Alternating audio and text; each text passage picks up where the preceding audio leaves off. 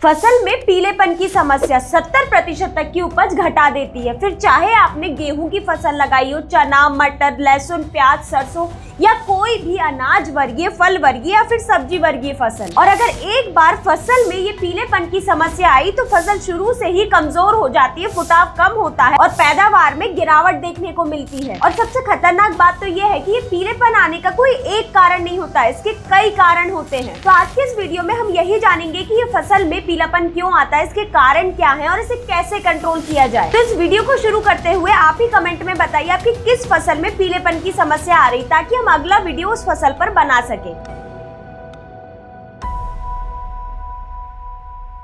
नमस्कार किसान भाइयों, स्वागत है आपका कात्यायनी ऑर्गेनिक्स के यूट्यूब चैनल में। तो चलिए इस वीडियो को शुरू करते हुए सबसे पहले जानते हैं कि ये पीलापन आता क्यों है। पीलापन आने के कई कारण होते हैं, जैसे कि रोग, पोषक तत्वों की कमी, रस चूसक कीट का प्रकोप और तापमान। तो अब सबसे जरूरी ये है कि कैसे पहचाने कि पीलापन इन सभी कारणों में से किस वजह से आता है। तो सबसे पहले बात करें रोग की वजह से आने वाले पीलेपन की। तो अगर पौधे की पत्तियों पर पीले रंग के गोल गोल धब्बे दिखाई दे तो आप समझ जाइए कि झुलसा रोग की वजह से आया हुआ पीलापन है। और अगर इस रोग की वजह से आए हुए पीलेपन को समय पर कंट्रोल नहीं किया गया तो ये पूरी पत्तियों में फैल जाते हैं और धीरे धीरे कर पूरा पौधा ही पीला पड़ जाता है। तो इस रोग को शुरुआत से ही कंट्रोल करने के लिए आप पावरफुल फफूंदनाशी का उपयोग करें, जैसे कि कात्यायनी प्लांटिवो। इसमें टेबुकोनाजोल 50% प्लस ट्राइफ्लॉक्सीस्ट्रोबिन 25% WG फॉर्म में होता है और इसमें ये दो पावरफुल टेक्निकल होने की वजह से ये बहुत ही प्रभावी रूप से काम करता है और फफूंद को फैलने से रोकता है। और साथ ही में इस फफूंदनाशी में प्रिवेंटिव और क्यूरेटिव एक्शन होने की वजह से ये फफूंदनाशी को और भी प्रभावी बनाते हैं। तो आप इस रोग की वजह से आए हुए पीलेपन को कंट्रोल करने के लिए कात्यायनी प्लांटिवो का उपयोग कर सकते हैं। अब वही बात करें पीलेपन के दूसरे कारण की। तो अगर आपको खेत में कुछ कुछ जगहों पर फसल पीली दिखाई दे, पूरी तरह फसल पीली नहीं हुई हो,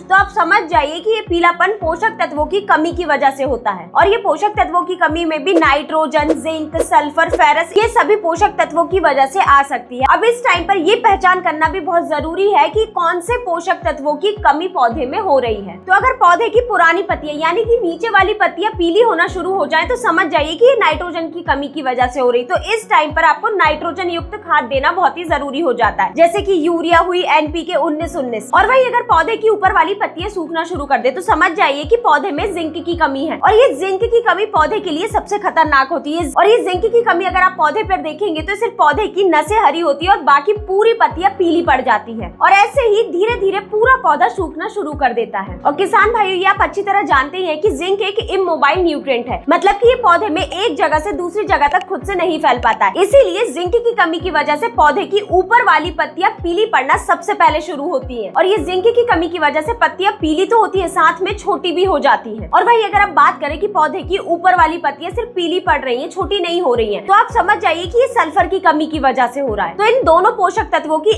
एक साथ पूर्ति करने के लिए आपके पास सबसे बेस्ट ऑप्शन है जिंक सल्फेट 33% वाला। ये पौधे में जिंक की कमी को पूरी करने के साथ साथ सल्फर की कमी को भी पूरी करता है। और वहीं इसके डोज की बात करें तो आप इसे 3 से 5 किलो प्रति एकड़ के हिसाब से उपयोग में लें। अब वहीं बात करें कि अगर पौधे की पत्तियां किनारे से पीली पड़ रही और पत्तियों के बीच में लाल भूरे रंग के धब्बे दिखाई दे तो समझ जाइए कि पौधे में पोटाश की कमी है। और इस पोटाश की कमी को पूरी करने के लिए सबसे बेस्ट खाद है NPK 0050। आप इसे फसल में आसानी से उपयोग में ले सकते हैं। अब वही पौधे में पीलेपन का तीसरा सबसे बड़ा कारण होता है खरपतवार का। किसान भाइयों, क्या होता है कि कई बार हम फसल में खरपतवार को कंट्रोल करने के लिए बहुत ही हैवी से हैवी टेक्निकल डाल देते हैं, जिस वजह से फसल पर भी इन टेक्निकल का असर होता है और इसी के कारण मुख्य फसल में एकदम से झटका लग जाता है, जिस वजह से फसल में पीलेपन की समस्या देखने को मिलती है। तो आपको हमेशा जो भी खरपतवार नाशी का उपयोग कर रहे हैं उस खरपतवार नाशी का बहुत ही ध्यान से चुनाव करें, जिसका असर फसल पर ना पड़े। और वही अब चौथा कारण होता है फसल में रस चूसक कीट का प्रकोप।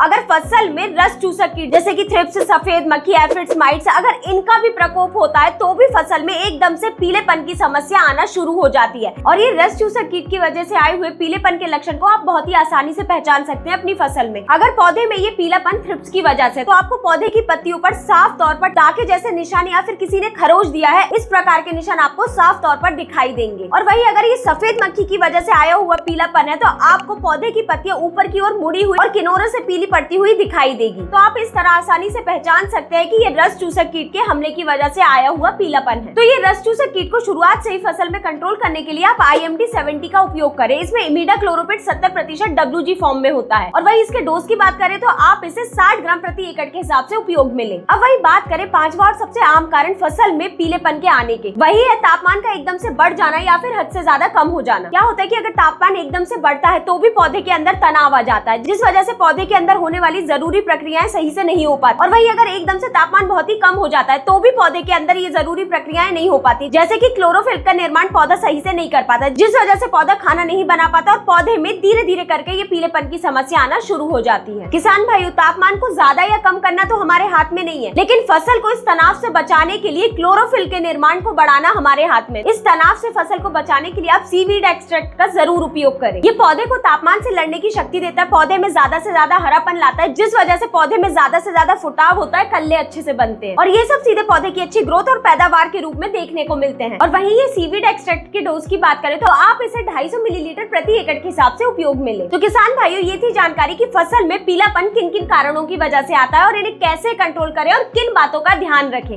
अगर आपको ये जानकारी पसंद आई तो इस वीडियो को लाइक करें और चैनल को सब्सक्राइब करना ना भूलें। धन्यवाद।